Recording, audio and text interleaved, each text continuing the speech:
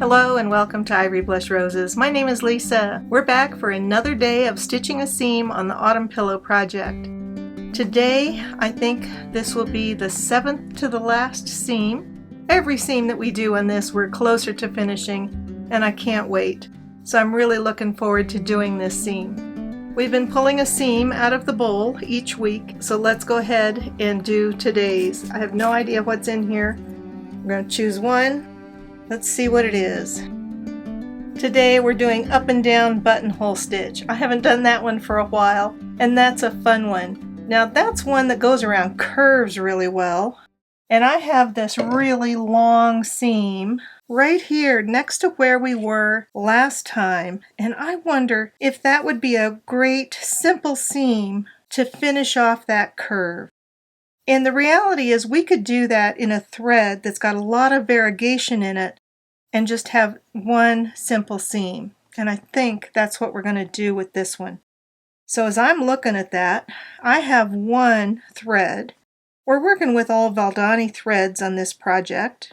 It's a larger thread. It's a size 5. I said 5. I think it's actually a size 8.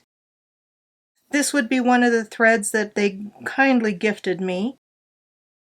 So let's just take a look and see how this would look going along that seam. Does it have enough variegation to provide enough interest? And I think it probably will. We'll hope for some of the darker colors when we get down here. And then we might just keep any embellishment on this one super simple if we do any embellishment at all. We have one seam over here, which was a wheatier variation that we only used one stitch, and I'm thinking for up and down buttonhole that might work really well for this one. I'm really liking that idea.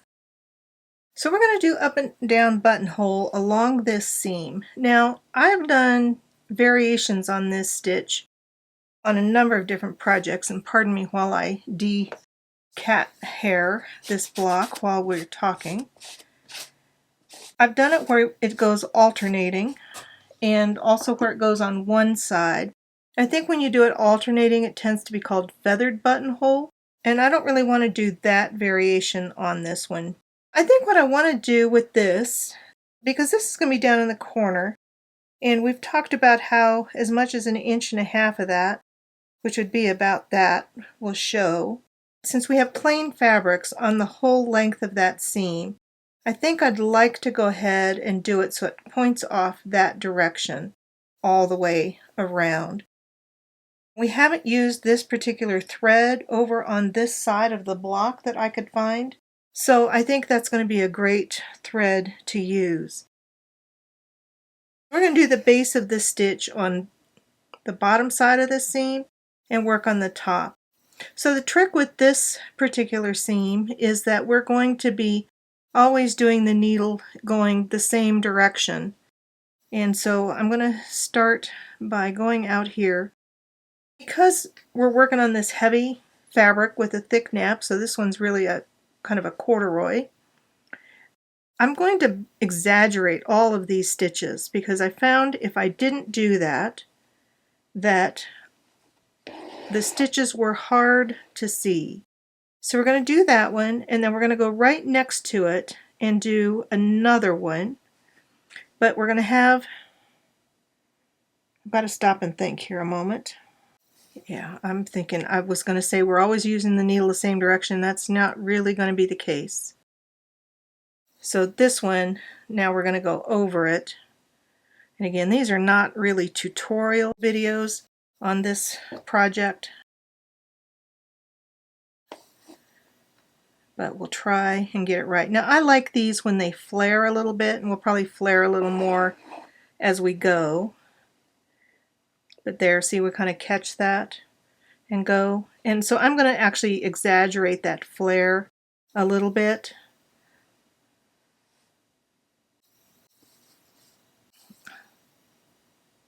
Why does that not seem right? I guess it is right. I just have to stop and think sometimes. And so now we're going to go from the bottom up. And on this frame, it's a lot easier to stab stitch this one, so I want to have my thread over the needle and go, and then as we pull down it forms this knot at the base. So now that I've done that a couple of times, hopefully this is going to be a little bit easier and quicker. I need to think about spacing. I'm wondering if this one I just did is not a little bit far apart. I think maybe it'll work. Let's just see here. And again, remembering to really exaggerate, so I want to go through that loop the second time so it comes down and catches. Yeah, that actually works out pretty well. So I can almost count the wales of my corduroy, and it looks like I'm doing about 3 in between and coming back. I can see some cat hair. It doesn't seem to matter how often I try and get rid of that. It just doesn't ever disappear completely. Now coming up through. And again, I need to remember to exaggerate the height as well as the width to make that work. And I don't want to pull them so tight. I want to be able to see them. So up a little higher. So think exaggerating. Coming down.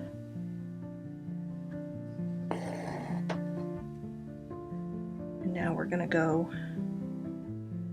So we come down once, and the next one we go up and come through our loop.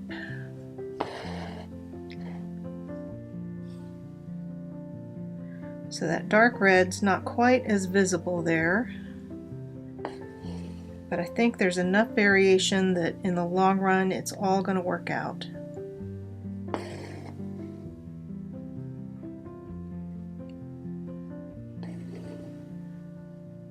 Up.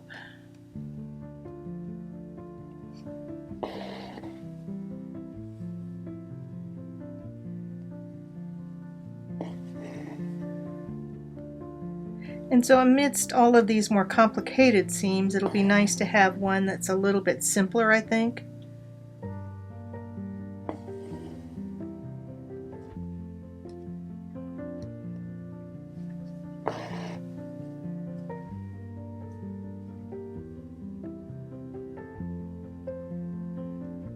Trying to exaggerate the height on those. And I am stab stitching this just because I find it a lot easier with these heavy fabrics, and having the fabric already pulled tight in the frame, I feel like it makes it just a little bit easier. Oh, and I'm going the wrong way on that, so I'm just going to pull that through. Now we'll pull that out and go down. Come up over here, but through my loop.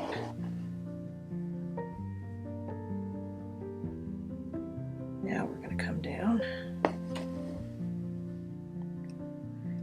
And since this is going to be a pillow sitting on my sofa, I'm not too worried about putting in too much extra embellishment on these seams. Really want it to just be stitching so that it wears a little bit better, because my experience is that when you have things that are getting wear, beads and buttons and things like that tend to get pulled off.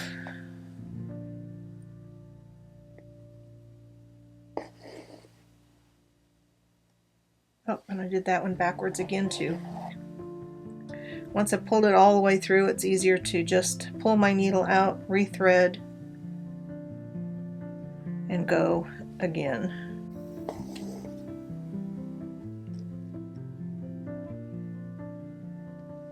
And come through my loop and then down. I realize I'm taking that second stitch is often coming out a little bit short, so I need to watch that here on this next one.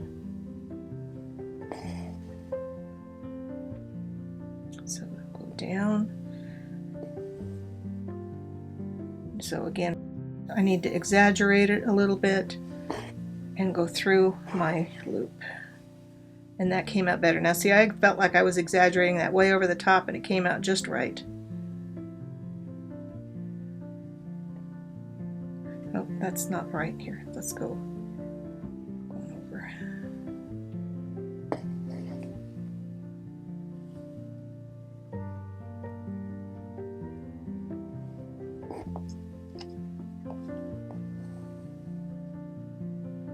And I don't like the way that caught that French knot, so I'm going to put it to the inside of that French knot. And that way we can see both stitches. And again, exaggerating the height on that, coming up through my loop, and then pulling it down. Now we're going around a curve so they can be a little closer together at the top, because they're going to be a little farther apart at the bottom here. Try not to stitch through your thread. And again, making it seem like it's going to be too tall. And I see I did that again. Just get used to going one direction, and then that's not right.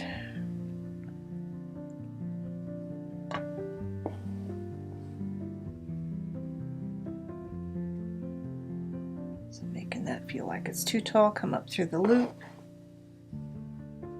And going around that curve, I could have been even taller on that.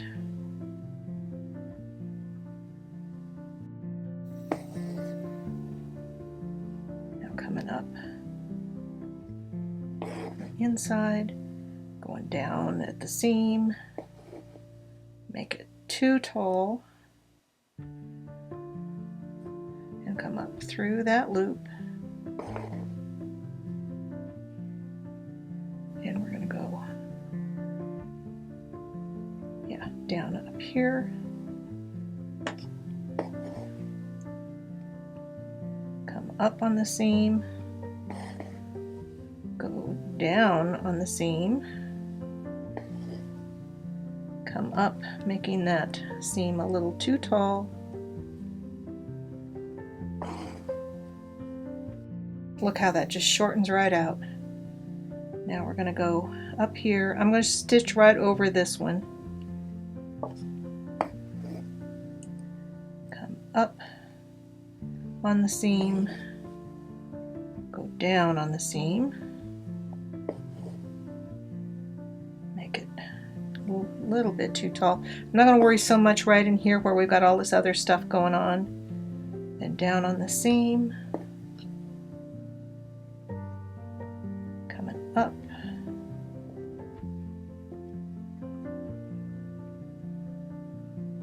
Did that one wrong too. Good thing it doesn't take me long to rethread the needle usually. Okay, so now this one we're going down at the top.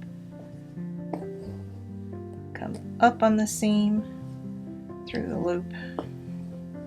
Go down on the seam. Make one that's a little too tall.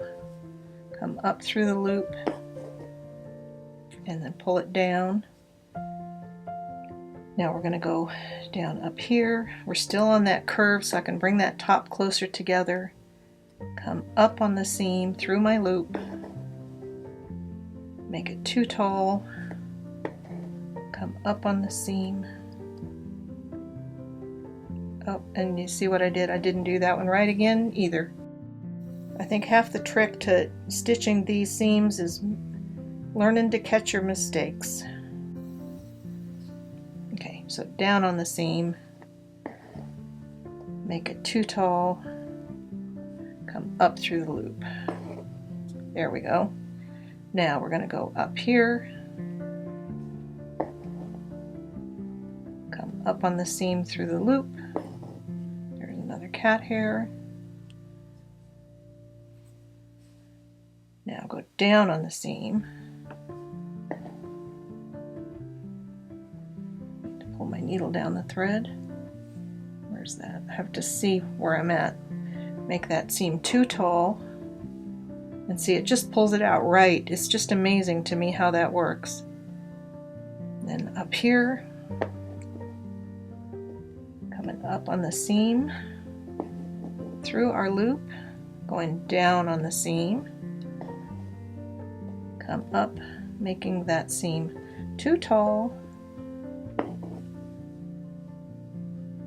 Now we're going to go up here, Almost done. I was hoping to have a little more contrast out here, but it's just the way it worked out, so we're just going with it. Now down on the seam. Go make that one seam too tall. Come up through the loop. Pull it down. Now over here. I'm going to come up over there. I think we can just fit this last one in. I'm right on the frame on the back side. So now going through my loop, pull it down, and we're just going to stitch off in the direction of our seam over there. And then I'll make a knot here with that. Now I'm looking at that. Do I need to do anything else to it? And if so, what am I going to do? We could certainly do a little something in between each one of these little flares. We could do something on the other side. We could do something in between them. There's a lot of possibilities here. I'm actually wondering if I want to leave that just a super simple seam, because we've got really busy ones all right around it. I am not sure. I'm actually thinking I'm going to just leave that one and keep that one a super simple stitch. So let me turn that over, make a knot, I'll get it off the frame, and then we'll take a look, because now this corner is finished. There's no more open seams. Well, there we are with, I think that's our 7th seam from the end. So 6 more to go. We just have our very simple up and down buttonhole stitch stitched around that long seam. I'm actually really happy with that. I thought we were going to need to do something else on it, but the more I look at it, the more I'm pleased with the simplicity of that in comparison to some of these fancier seams that are around it. I think that's actually a really important thing in crazy quilting, is that sometimes you need to leave that space for the eye to sort of rest or things to calm down instead of having everything so busy. It helps provide balance, and I think it's a good tip to remember. We have 1 seam on this corner, 1 here, so that's 2. Let me pull it down. Let's look at the other half of this block. Yeah, I think we can see most of it here. We're right at the edge up here. So that was 2. So 1, 2, 3, 4, 5, 6, 7. Okay, so we have 7 left to go. I think I keep missing this one here. And it's a short one, but we do need to put that in. So I may need to come up with another stitch, because I'm not sure I have that many left in the bowl. I'm really excited about how close we're getting. I'm really happy with how this autumn pillow is coming. I was a little discouraged to realize I have 1 more seam to stitch than I thought I did, but we're still getting close to the end, and I can't wait to have this project finished and be able to enjoy it in my living room. Thank you so much for being here. I am so deeply appreciative for each and every one of you. I love that you take the time to watch the videos, that you're taking time to like and subscribe and leave a comment. It means the world to me. Thank you so much. Have a beautiful day, happy stitching, and I will see you in the next video.